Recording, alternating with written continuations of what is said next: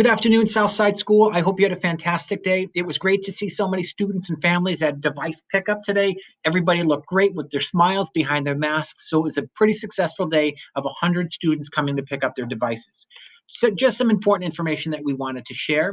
Number one, staff return to work next Tuesday, August 25th. So beginning next Tuesday, we will have our staff back in the building for our extended professional development. We are in the process of scheduling a couple orientation sessions, and this is for our new kindergarten and pre-K families, as well as our new families to Southside. We want to make sure that you're comfortable, that you're confident and excited about the return, and so we will be scheduling those. Look for those announcements in those Zoom invites. And Tuesday, September 8th is our first day of school for all students. Some of us, as you heard, will be learning in school, like pre-K grades K and grade 1, while the rest 2 through 5 will be learning virtually. I'm going to share what that's going to look like for you in just a second. And Monday, September 14th, grades pre-K through 5 will be learning in school following the hybrid model. So we're super excited to continue to prepare and get ready for learning. We just want to review some important terms to make sure that we're all understanding when we're sharing information. So don't forget, our hybrid plan is a combination of 2 days of in-person learning and 3 days of remote home or other location learning. A cohort is a group of how we're keeping students together. So it's a group of students with a similar schedule or classroom assignment. Synchronous means think of that as live instruction on video. So synchronous is a lesson delivered in real time, either in person or via a video feed, which will be Zoom. Asynchronous is when you record a lesson and we send it to you guys like we did last year, and you get to watch it anytime at your leisure. In-person learning. For in-person learning, students will attend school and participate live, and remote learning, students are going to participate in the lessons from home or wherever they may be. Don't forget, we do have the options for learning. The hybrid model is 2 days a week, and students will follow a virtual schedule for instruction on Wednesday. Students are going to be provided learning on their day off. So that means if you attend school on an A day, which may be on a Monday, you'll have things sent home with you to do for the following day, so you're prepared for your next return. And under the hybrid model, plan on about 10 students in each class, give or take, depending on what families are opting to either return hybrid or in the cooperative virtual learning.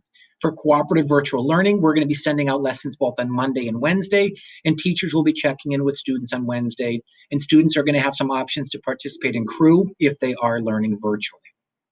There's some important new updates that we wanted to share, and this is hot off the press. We just found out that pre-K students are going to have the opportunity to attend in school 4 days per week. So they'll be attending Monday, Tuesday, Thursday, and Friday, and pre-K will learn virtually on Wednesday. Pre-K is also the only grade that has an exemption from wearing masks, and that came from the state. So families of pre-K students in our 3 and 4s may opt to have their kids wear masks, but that is not required for only our pre-K. As I stated, we had pre-K through grade 2 device distribution that took place today. We're going to do it again tomorrow from 9 to 12, and on Monday, August 24th from 4 until 7. So if you didn't pick up your device today, we hope to see you tomorrow. Grade 3 through 5 device distribution, once again, is going to take place in early September. We just haven't received those devices yet. So as soon as the district gets them, you will be the first ones to know. And to support cohort instruction in all classes, students this year are going to have the same special for 10 days. And the reason we want to do that is we want our art, music, and PE and media teachers to only have to see 6 classes on a given week, as opposed to the typical 20 classes per week. So that's going to be for their safety and our kids' safety that we're going to have specials for 10 days in a row.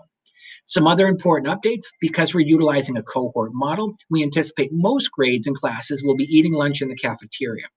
Another recess update: after consultation with the Bristol Burlington Health Department, we think that an individual class is going to get to play together outside because they're going to be washing their hands before and after. They're going to be having the same toys that only they're going to be using in their recess bin, and we can safely sanitize those.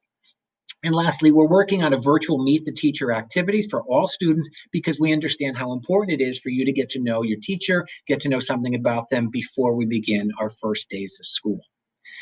If you haven't responded yet, it's super important that we know if your child's going to be learning in person or if your child's going to be learning virtually. We still have 100 families who haven't responded, so we're asking all families by this Friday to be able to contact us to let us know so that we can make sure that we have appropriate options for social distancing, both on buses, in classes, and we can begin our planning knowing how many kids are going to be joining us. So you can call Ms. Hernandez or send her an email, and she'd love to hear from you as soon as possible, but we do need to know by Friday, August 24th.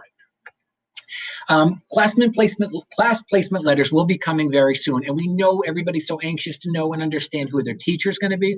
But thanks for understanding. We're still looking at class lists and making changes. So we can't have one class that has 4 kids attending A and C days and 16 or 18 kids on B and D days. So when you get your class list, you're going to see your teacher's name, you're going to see your class number, your teacher's email. Then we're also going to be checking your preference. Did you prefer in-school learning or virtual? Please check that to make sure that your request is the same as what we have in our database. And then you're also going to get to know which days your child's going to be attending. And again, we may have to move some kids from HC to the B and D days or vice versa, depending on the number of students who opt to attend and the number of students with the last name. So just double check that. And as always, call if you have questions. We are having a phase-in week. That first week of school phase-in week is going to be a little bit different, and I wanted to review that. So that phase-in week, that first Tuesday is going to be considered an A day. And only the kids who will be in school are going to be our pre-K, all kids, which we said, and our grades K and 1 students that have the A through K first letter of their last name. Everybody else is going to be learning virtual. On Wednesday, we're going to invite our other cohort of kids, and that's, again, all of the pre-K and our grades K and 1 kids, but those are the L through Z cohort of kids, the second half of the alphabet. And then you'll see on Thursday, we come back to that the same as we did on Tuesday, and then we flip-flop on Friday. It's important to know if you're in grades 2, 3, 4, and 5, we have an awesome schedule that we're going to be sharing, so you know what to expect on those first 4 days of school. So here it is. Grades 2, 3, 4, and 5, you're going to have a crew meeting from 10 to 10:30 live on Zoom with your teachers and classmates. The teachers will then post some asynchronous learning for you to be participating, and then there's going to be some live instruction, some synchronous literacy, and then some small group instruction in the morning, and then we're going to do the same for the afternoon. So unlike last year when we were just sending out lessons for you to watch, there's going to be much more about a 50-50 split of that live synchronous or those live lessons that you can plan for. So this is what that first 4 days of school is going to look like for our kids in grades 2, 3, 4, and 5. So I hope that's helpful for you in terms of your planning.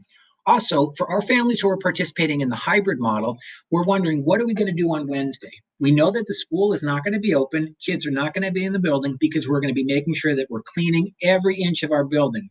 So here's what a hybrid Wednesday is going to look like. You'll see that at 8:30 to 9, there's going to be a crew, that synchronous crew meeting, and then teachers are going to be posting some lessons, and then they're going to be pulling some small group instruction for reading, small group instruction for math at around 11 o'clock or so. There's going to be some science. And then the day will end for the kids at about 12:30, and they can finish their work throughout the day. Teachers will then have some planning time in the afternoon, and then we will be having our staff professional development every Wednesday from 1:30 to 3:10.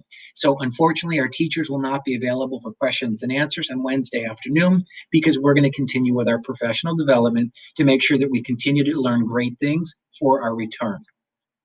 Some important reminders, any student or staff who has visited a COVID-designated hotspot will be required to self-quarantine for 14 days, even if they do provide a negative COVID test. So that is important if you're listening to this and you're on vacation, and this goes for students and staff. As I mentioned before, every Wednesday during COVID from 1:30 to 3:10, staff will be having our virtual professional development. And families who provide medical documentation for a mask exemption are going to need to also sign a release so that the nursing department can contact the doctor's office just to confirm that that mask exemption is needed throughout the day or for the entire day.